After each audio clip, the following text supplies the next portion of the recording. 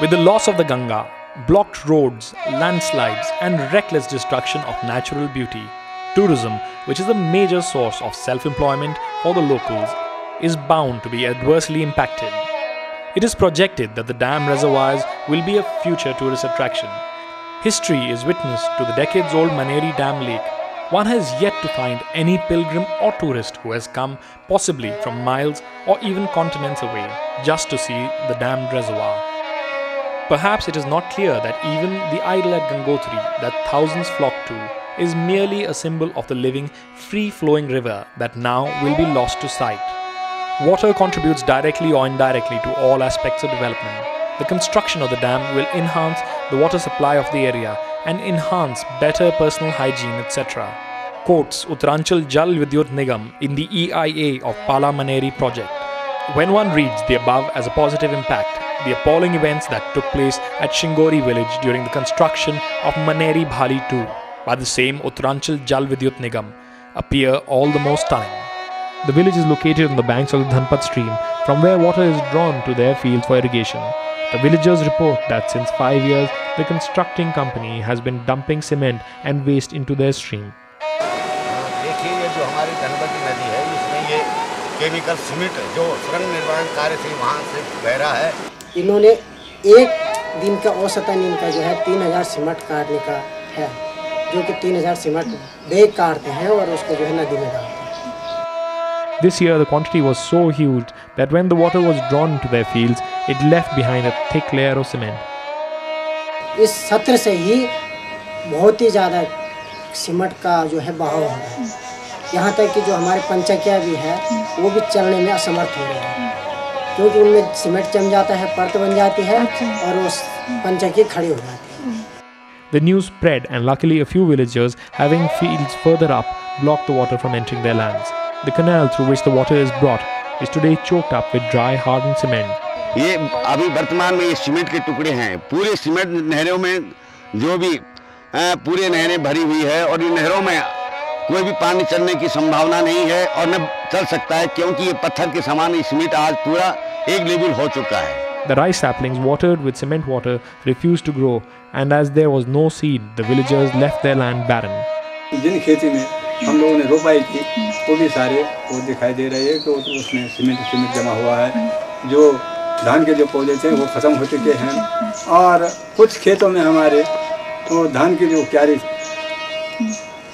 वो उगी हुई थी, वो भी उस पानी आने से, उस सीमेंट बहाने से वो भी जल गई, ख़त्म हो चुकी है। And this stream, once a clear flowing brook, full of fish and life, is now dark and murky with cement.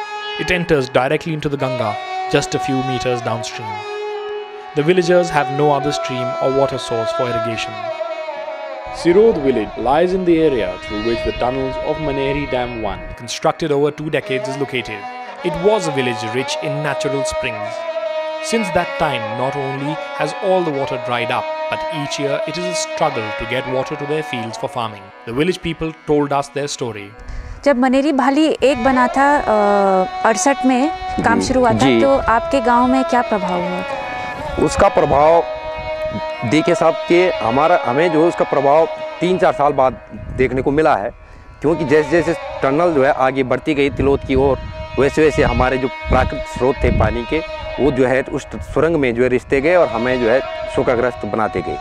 हमारे गांव में लगभग 7-8 स्रोत थे। वो सारे स्रोत कुछ पीने के थे और सारी जो है कृषि योग्य जो भूमि जो सिंचाई के उपयोग में है भूमि, वो सारी सिंचाई उन्हीं स्रोतों से होती थी। तो अभी पीने का पानी कहाँ से आता है? पीने का पानी तो ये सैड़ी घाट है, लगभग यहाँ से सिरोड गाँव से जो है 6 किलोमीटर दूर है, वहाँ से पाइपलाइन आ रहा है, लेकिन उससे भी पूर्ति नहीं हो पा रही है।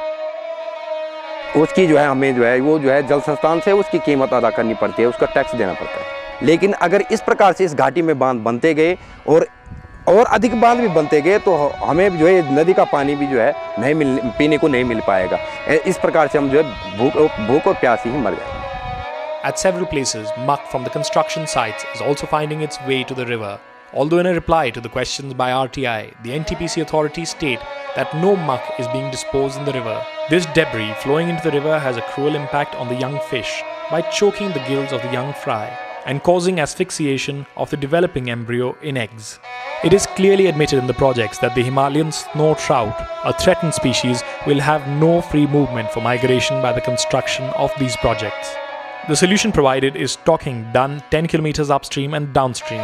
However, there are dams planned both upstream and downstream. One project declares that it is needless to provide fish ladders as other projects have no such provision. Further, due to excavation on the riverbed itself, the gravel and fine pebbles that form the habitat for egg laying will be destroyed.